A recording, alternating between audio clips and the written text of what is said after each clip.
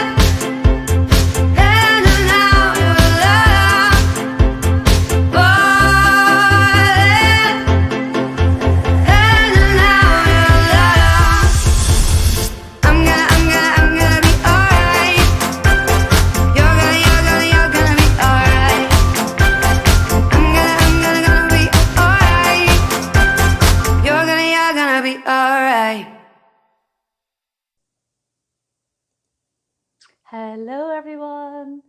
I hope that you can all know to come over here to this next live video. I'm just going to give you all a couple of minutes to get over here. And that was fabulous Nikki Allen singing I'm Gonna Be Alright.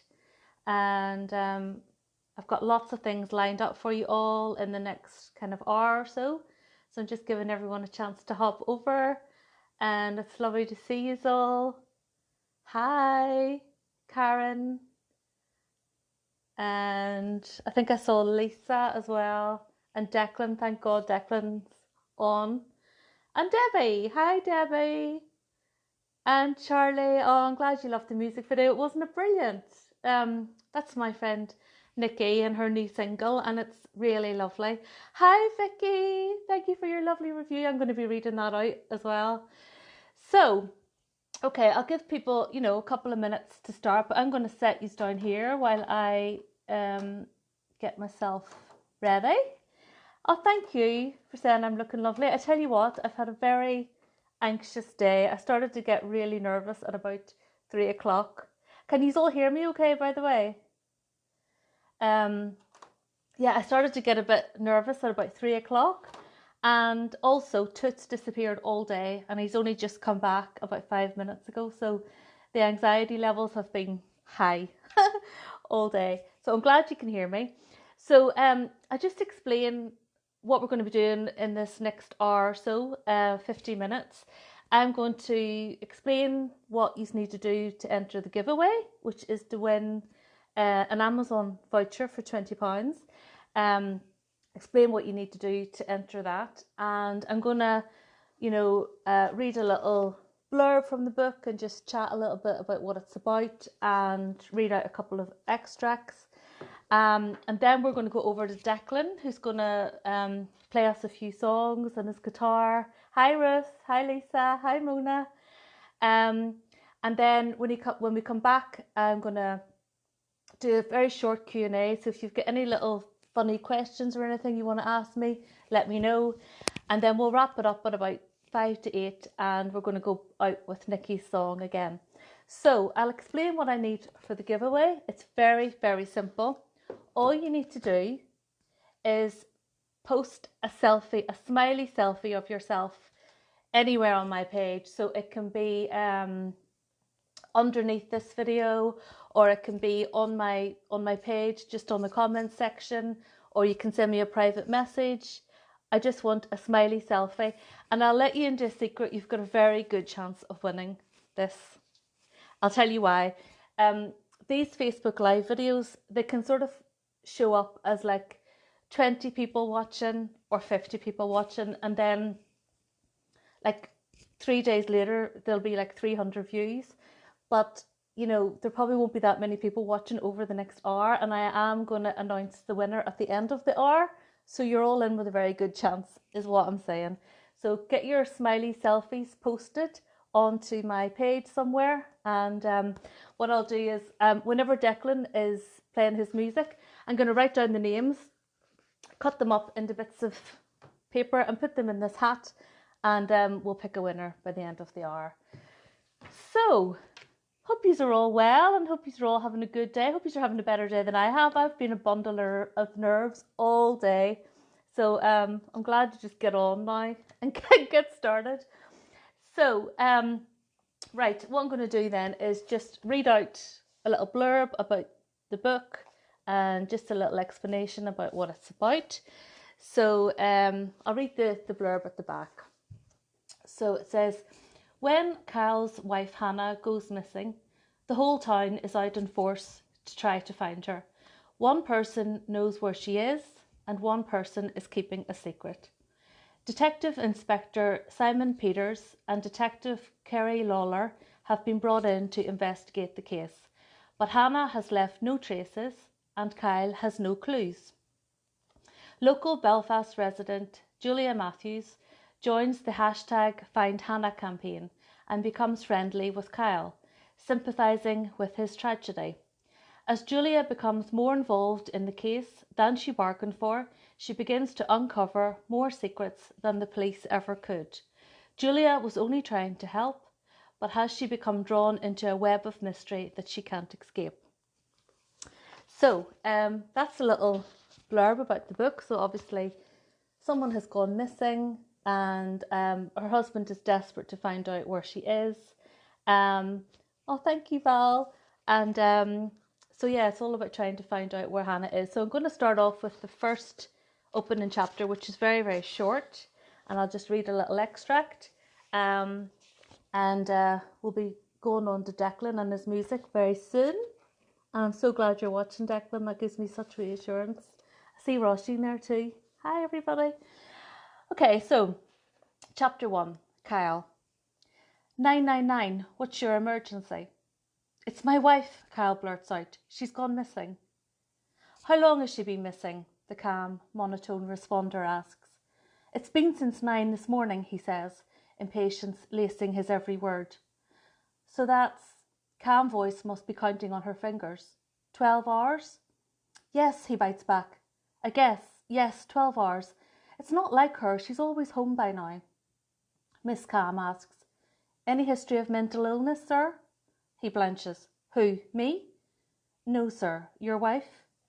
He bites his lip. No, he begins. No, I guess not. Although there was that time the doctor suggested antidepressants. But no matter. Miss Calm is now on to the next question. So tell me what happened. When was the last time you saw her? What mood was she in? Had there been any arguments? Arguments? Well, yes, there had been, but that was hardly relevant. I saw her this morning before she headed to work. She was fine. I came home at 8 tonight and she's not here. She's not answering her mobile. It's not like her. I'm convinced something has happened. What if some rapist has captured her? The sooner the police look for her, the better. He realises that his voice is rising an octave with every sentence, but he can't help it. What's the point in talking so slowly on the phone when she could be sending a cop out straight away to look for her?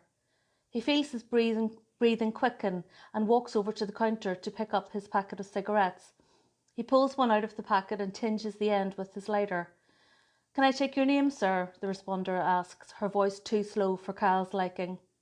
"Kyle Greer," he rattles off impatiently. "And your wife's name?" "Hannah. Hannah Greer. Please hurry." But the responder maintains her calm, professional, monotone voice. "And your address?" 117 Raven Reach, Belfast. Kyle spits out each word as though his quick-fire responses might hasten the arrival of a policeman. "OK, Mr. Greer," the calm responder answers with a heavy sigh. "We've put that on record, but I'd suggest you phone us back tomorrow if there's still no sign of her. She may well return this evening." Kyle's eyes widen. "So nothing's going to be done?" "We usually wait at least 24 hours, sir, in the case of an able-bodied adult. Of course, if it was a child or a vulnerable elderly, then—" "Fine," Kyle cuts in. "I'll phone back tomorrow. Thanks for your help," he spits, with a large dose of sarcasm. He clicks the off button and heads towards the kitchen. With his cigarette dangling in the side of his mouth, he pours himself a large glass of vodka and coke. Noticing that his hands are shaking, probably with anger at how unhelpful the responder has been, he gulps back the drink greedily. He refills his glass for good measure, walks back towards the door and sits on the back doorstep, smoking the rest of his cigarette and knocking back the drink. The night air is quiet, too quiet. He sits and waits, and while he's waiting, he can feel the warmth of the drink start to trickle down to his toes. So that is the first chapter. Now, have you been sending me in your pictures? Have you been sending me in your smiley selfies to enter in? Oh my goodness, okay, I have 10 notifications. Yes, you have. Great. That's good. And if you have got any questions that I can answer later on in a Q&A, I would be most grateful. And I'm just going to read you out a lovely review that I've gotten on the book. This review is so lovely. And she's actually watching. It's Vicky, and she runs a brilliant blog called Little Miss Book Lover, and she won an award this week for having such a fantastic blog. And I was so delighted. She sent me her review at about 11:30 one night, and said she'd read it in one go. So I was over the moon. So I'm just going to read a wee clip of it. So when the opening of a book starts with 999, what's your emergency? You know you're instantly going to be gripped and pulled into the story. This has been that book. I have literally devoured this in just one sitting this evening. I have really enjoyed this gripping and completely unpredictable story. The length of this book has been absolutely perfect. The reader has a clear picture of each of the characters. I do wonder if there will be a follow-up on this so that we can follow the characters further. The cover of this one instantly grabs your attention and makes you curious to read. The story is completely unique and different to anything I've read previously, and I have loved it. Although there are themes of domestic abuse within this story, the author has covered them with sensitivity and compassion. I have to admire the fact that this has been covered, and I can only praise the author for the way in which this has been done. I would recommend this book to other readers. It has been a superb read, and I haven't been able to put it down. This is a definite 5-star book. I just wish I could give more than 5 stars because this is a truly superb read. Huge thanks to Rose McClelland for my copy of this one. It has been an absolute pleasure to review. So that just made my day. No, thank you, Vicky. Honestly, it made my day. I'm going to be quoting you for months to come, I think. Okay, so I'm going to read one more short chapter, and then I'm going to hand over to Declan. And when Declan is singing, I'm going to be making a note of whoever sent in smiley selfies. So get cracking, guys, if you want to enter the giveaway. So this is a chapter 2, and we're straight into Hannah, and we do actually now know where she is. So we're moving quickly on with the story. So this is chapter 2, Hannah. I'm in a basement. If I crane my neck enough and reach up on the worktop, I can peer out the small window at the top. I can see people coming and going, their shoes walking past, smart business shoes in the morning, high-heeled shoes in the evening, an assortment of trainers and workmen boots during the day. I wonder if Kyle has phoned the police. I wonder if a missing person campaign has been launched. I could almost picture it. Would they run a Facebook campaign? Would they organise a #Hannah on Twitter? I wonder if they'd organise a group of people to walk up Cave Hill, searching behind every hedgerow for me. That didn't seem right. All those poor people scaling the heights of Belfast in wet and windy weather, while I'm tucked all the way down here in this basement. There's absolutely no way anyone would find me. Even if I tried to batter on the tiny window at people's feet, no one would hear. The window is too thick, so I couldn't break it. No one would hear anything over the noise of the traffic. The one saving grace is that he's given me drugs. That's the only thing I said to him. Please, above everything, can you please just give me my tablets? I don't think he cared, don't think he minded. As long as it calmed me down, kept me quiet, shut me up. As long as I didn't make any fuss. He'd unlock the door, a hand would poke through, and a box would be set on the floor. Then he'd lock the door, and he was away. I'd scramble over to the box like a child desperate to open her Christmas presents. I'd tear open the box and the foil packaging would tumble out. Lots of lovely tablets, all encased in silver foil. Hello, I'd say in a soft purr, as though I was greeting a lover. Come to me. I'd pop the pills out of the packaging, plop, plop, plop, one after the other, like Smarties out of a cylinder tub. I'd set them on my tongue and gulp back some lukewarm water, letting the tablets travel down to my stomach on their way to digestion. Soon I'd be feeling their effects, the warmth, the wooziness, the feeling like I'd been wrapped in cotton wool, and then I wouldn't care. I wouldn't care about anything. Wouldn't care about the basement or being tucked away. I wouldn't care about Kyle. I wouldn't care about a likely police search. I'd just be drifting on my own soft cotton wool cloud, encased in a metaphorical duvet, sleeping the night away. So that's the second chapter. So I think I'm going to try to link to our wonderful Declan, who's going to play us some music. And while he's playing the music, I'm going to be putting your names in a hat. So let's see if I can add Declan. Where are we now? Thank you all for your patience, guys. Add. Bring Declan on the camera. Debbie, so intriguing. Thank you, Debbie. Connect. There we go. Hello. Hey, Declan. It's Hi. working. How are you? Working. I'm great, thank you. Great So stuff. pleased that this is working. Yeah. So you can just take it away, my friend, in your Once time. you're out of the way. Yeah. Okay, no problem. The last one I hear. Yeah, let's see.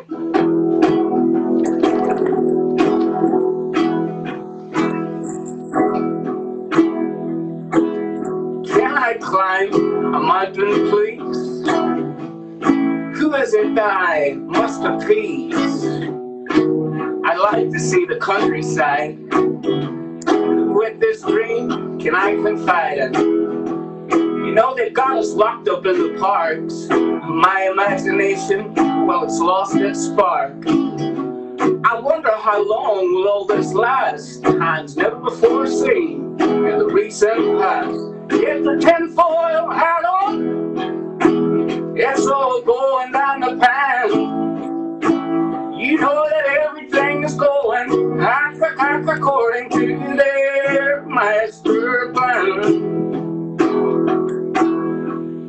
Is it just me, or is this all a little extreme? What happened to my early stream? This cabin fever is taking its toll, and I kind of feel like I've lost my role. But get your vaccines and get them quick. By God, the whole thing would make you sick. Taking our freedom, and they're taking it fast. They say it's over soon, but it won't be the last. So get your tinfoil hat on. It's all going down the pan. You know that everything is going according to their master plan.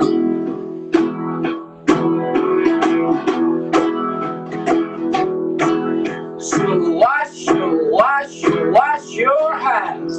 You must obey all of our commands. You leave the house twice and you dice with death. Today could be your very last breath. So buy your goods in surplus, please. We mostly like you on your knees. We'd allow you to chip it. You can have a kebab. You might even get a pizza baguette. So get your tinfoil hat on. It's all going down the pan. You know that everything's going according to their master plan. Sure is. Well, tune into Netflix and lose a few days. You can waste all your energy in a myriad ways. Wash all the windows and clean out the sink. Lay yourself back and have a couple of drinks. Why, it's Prosecco in the morning and pills late at night. Who could have foreseen such an earthly delight? It's all going somewhere, and I'm not quite sure where. I don't want to start crying, but this just don't seem fair. Get your tinfoil hat on. It's all going down the pan. You know that everything's going back according to their master plan.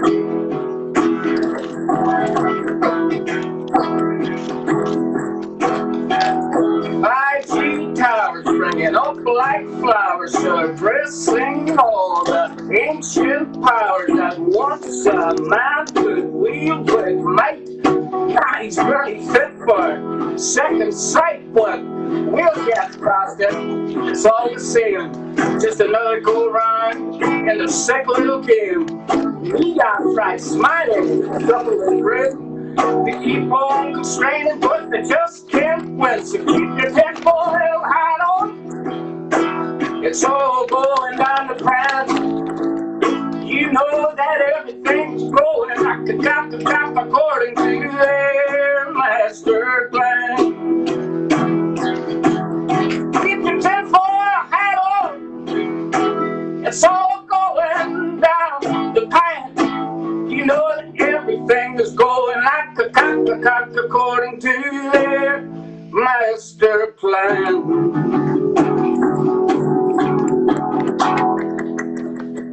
Brilliant! Thank you. Brilliant! Should I play another one? Yeah! Okay. I'll play another. Great. This one's called Shine. Shine. Shine. All right.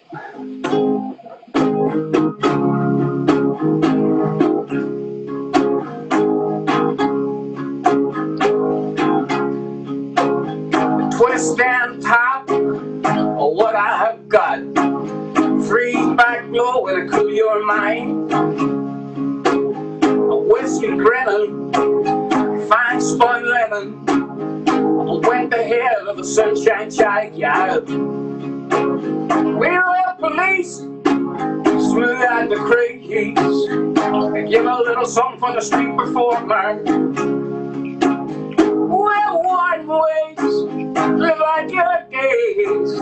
Black dream, don't you know that that's a new normal? Well, they tore my hair and stole my comb. Read all the messages on my phone. They're trying to fill my head with styrofoam, but they can't manufacture sunshine. Electric cars, empty bars, make way for the G-Funk explosion. I got an AI brain, but I can't complain. I gotta run, can't stand all this exposure. Flip side down, turn it all around. It's a wonder that the cigarettes crossed over into some breakdown.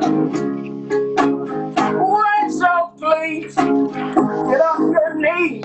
I used to tune to the news every day, but it all seems fake now. Well, let go of my hair and stole my coat. Read the messages on my phone. They're trying to fill my head with styrofoam, but they can't manufacture sunshine. You caught you smiling, so you bake your breath and grip the filing while you're way out west. And all the preachers are coming home. It's a pity that they won't stand up. Lavish ways, who's gonna pay? I don't like it when the web's hard at my heavy heels now. A pickled snap, don't go without. You know the bits when the stitches in your brief start falling out now. Grown up child, and lights and wild. Rabbit's heart won't swell, really can't tell where it's feeding. A deep fried shrimp, rides a blimp. It's a four-speed, this is what the young girls eating. Well, they tore my hair and stole my coat. Read all the messages on my phone. And they're trying to fill my head with styrofoam, but they can't manufacture sunshine. Oh, you no manufacture sunshine. No, you can't manufacture sunshine. Sunshine of your love, shiny happy people, shine on you crazy diamond. Shine a light on me. Shine. Yo! Brilliant, Declan. That was fantastic. Thank you so much. There's been lots of messages saying what a great voice you have and stuff. So we'll have to stick a link underneath to your page or your profile or whatever so people can follow you. Happy Declan Core Music. It was brilliant. Thank you so much. Thank you, Rose. Keep her head. Thank you. Bye. Bye-bye.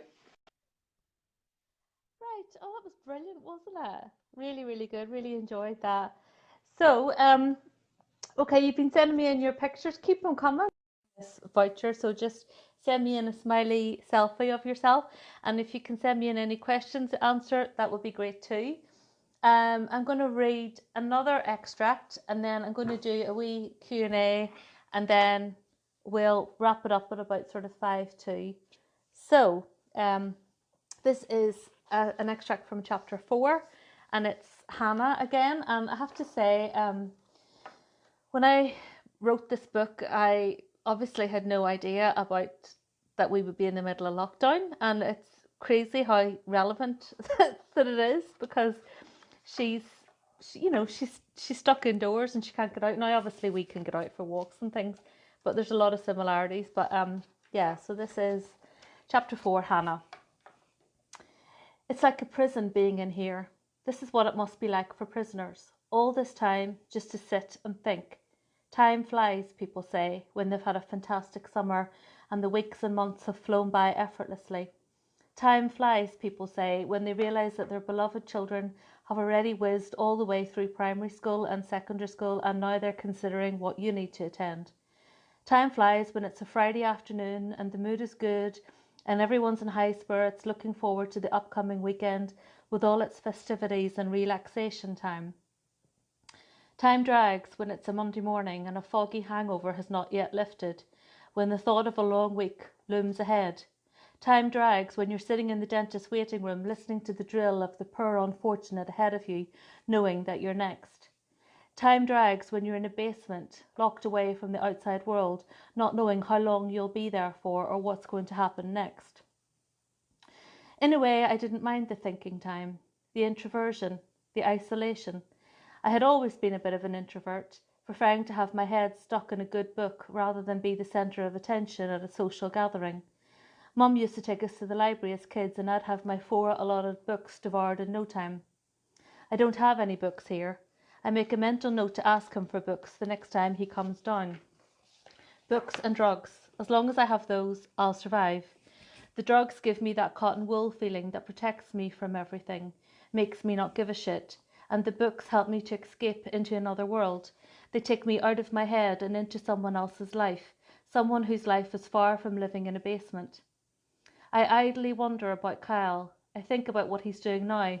I imagine he'll be on the phone to the police, reporting my disappearance. I imagine a Facebook campaign, my picture on posters around town, plastered on pub doors and corner shop windows. I imagine the pressure the police would be under as they try to find me. I pity them in a way, all those stresses and strains of everyday life, whereas here's me, introverting in this cocoon, quietly off my face, not having to do anything except sit here and wait, like a really bad game of hide and seek. So that is the next extract. Oh, we've got a question! Yay! Okay, we've got some questions. Lots of questions. Right. So Debbie Smith asks, do you have a favourite type of character to write about?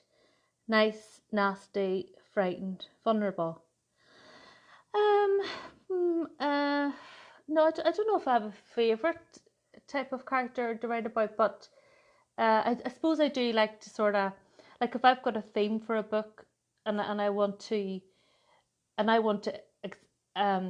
examine that theme. So like say if it's the theme of jealousy, well I will like think of times that I've been jealous and then exaggerate it like 100 times in that character to highlight it.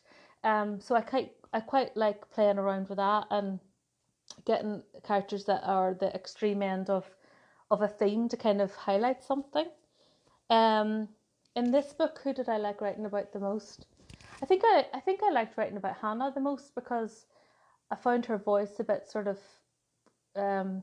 creepy and just the whole situation that she was in was a bit creepy, so I quite liked writing about her. Right, Karen Moore asks, what inspired your change of genre? Yeah, my first 3 books were romantic fiction. The first book, The Breakup Test, I'd say was probably my most romantic.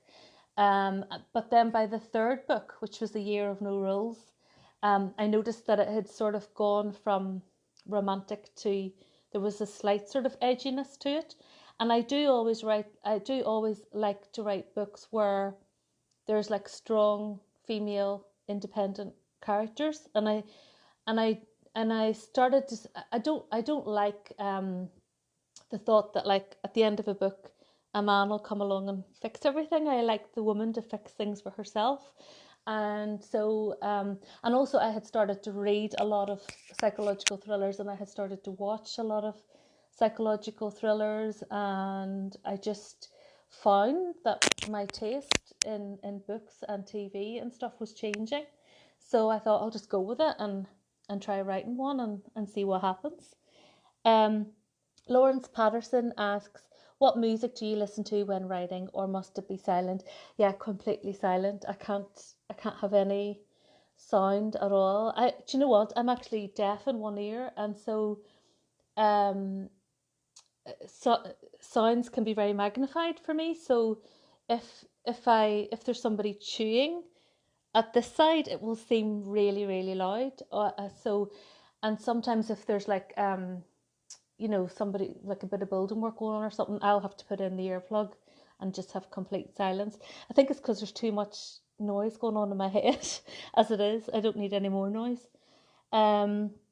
Lisa says, your question has been answered. Oh, bless you. Bless you for sending it in.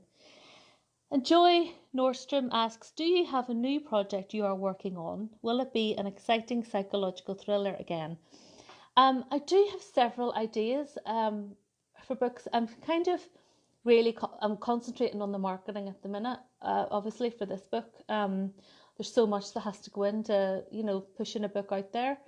And I would like to write another psychological thriller. I have, though, really been, the thought has been in my head that I would really love to ghostwrite people's stories, because I know so many people that have had such interesting lives and have battled huge addictions and traumas and things. I know so many people that have, and I'd love to sort of ghostwrite those kind of stories, so who knows, what's his space.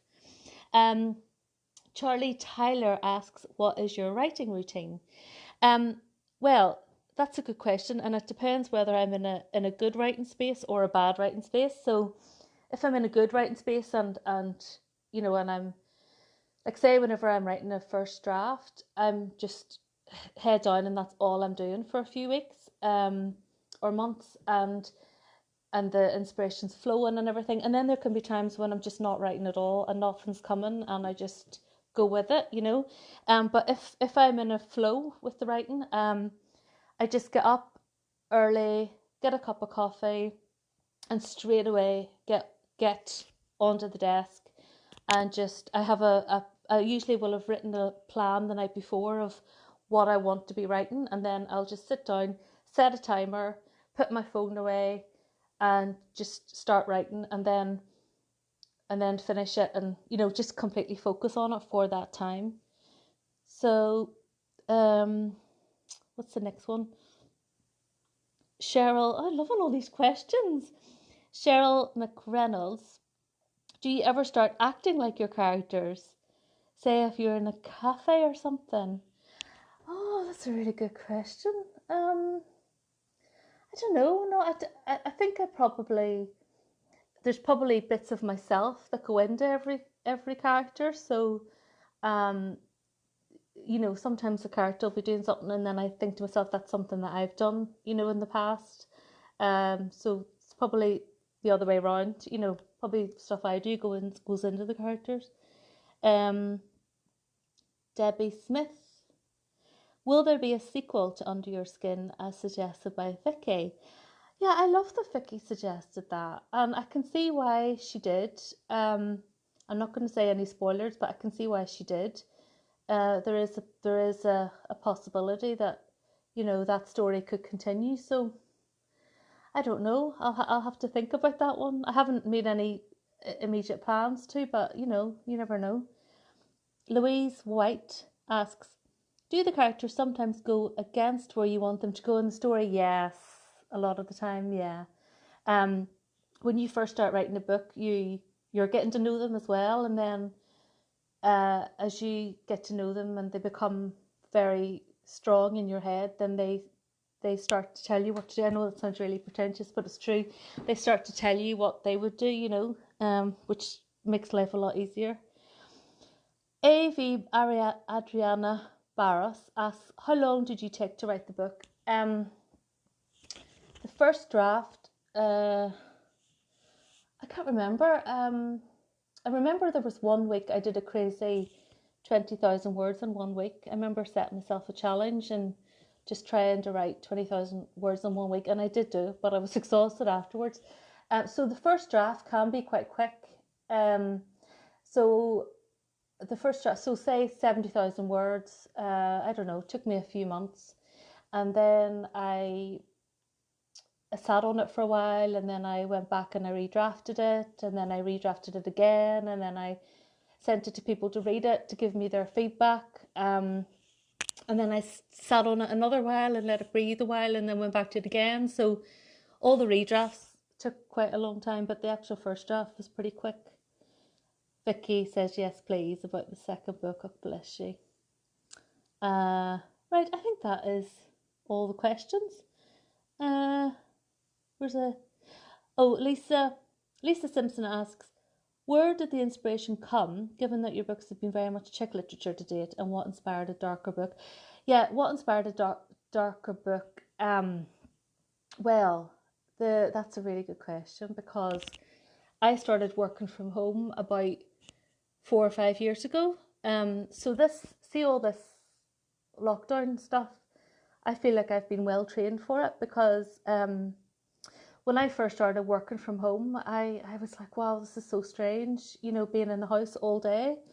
And I couldn't believe how all the little social interactions of each day build up. You know, when you go into a coffee shop and you're chatting to the guy behind the coffee bar, and then you're going into work and you're having a wee chat with your colleagues about, oh, what was on TV last night, and all those wee things add up. And then when I started working from home, it was like, wow, it's just me and these four walls.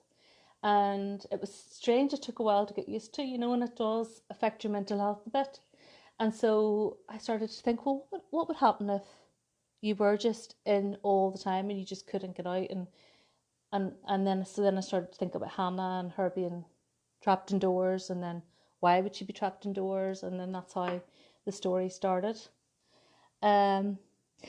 Vicky Wakeham says, if I email every week, will you get so fed up of me nagging? We get a sequel? No, never, I won't. You can email me every day if you want, Vicky, that's fine.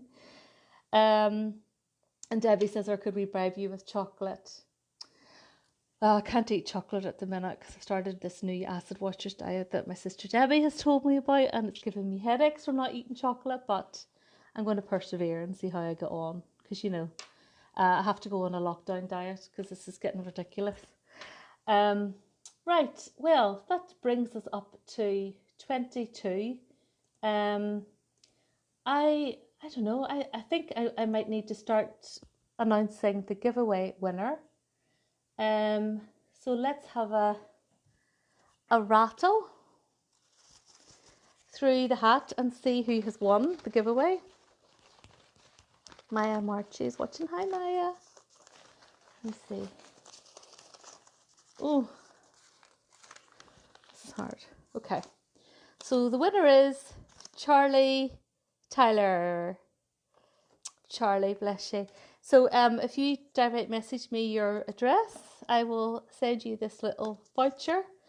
And I think I might do one short little reading, and then we will wrap it up, and then you'll see me going live again at about 5 to 8, and that's going to be Nikki's brilliant song again. So let me pick something to read here. I'll maybe go to I'll go to Julia. Yeah, this is a character who helps with the hashtag Find Hannah campaign, and she's a great character. She kind of brings a bit of oomph and life into it, I think. So, Julia, I hug my scarf closer around my neck as I walk up the steep hill near Belfast Castle. I kick the autumnal leaves underfoot as I breathe in the fresh, crisp air. I love this time of year. The stuffily unbearableness of summer has passed. I hate all those people raving on about the great weather and all the wonderful things they can do with their kids, picnics in the park and days at the beach. The hot weather offends me. I'd much rather close the blinds and hide under a duvet on the sofa reading a good book. But of course, if you do that in the summer, you feel guilty. You feel like you should be out there socialising when it's the last thing you feel like doing. At least I'm making an effort today, I think to myself, as I climb the hill towards the meeting point. My counsellor said that I should make an effort to help someone. She says that if I help someone, I'll feel better about myself. I doubt it. I mean, how can benefiting someone else make my situation better? But alas, I'll give it a go. I told her I was going to make an honest effort to follow her advice. Today I'm helping a guy called Kyle. He's organised a search for his missing wife. It's pretty tragic, really. The news about it has been everywhere. Posts on Facebook, posters in pubs, posters in the shops, tweets, radio announcements. Everyone in Belfast knows about the hashtag Find Hannah campaign. I get the impression Kyle thinks the police aren't doing enough. Why else would he have put this appeal on Facebook for people to help find her? We're doing a walk up Cave Hill. I guess the idea is that we're looking for any traces at all. Her clothing, a scarf, a glove, and God forbid, her dead body. That's not a status you want to put on Facebook. Searching for a woman's dead body today doesn't really sound right. I did, however, post joining in the hashtag Find Hannah campaign today, and then I checked myself in at Cave Hill, Belfast. I even posted a pretty autumnal picture of red and orange leaves which were scattered on the ground next to a tree. I think I'll leave it at that, okay? And thank you all so much for coming on and joining me. I really, really appreciate it. And keep your eyes peeled for Nikki's brilliant song coming on shortly. And thank you all for watching. Thank you. You touch me, you feel me, you get me, it's true. I know that you know that I know it's you. For the first time and the last time,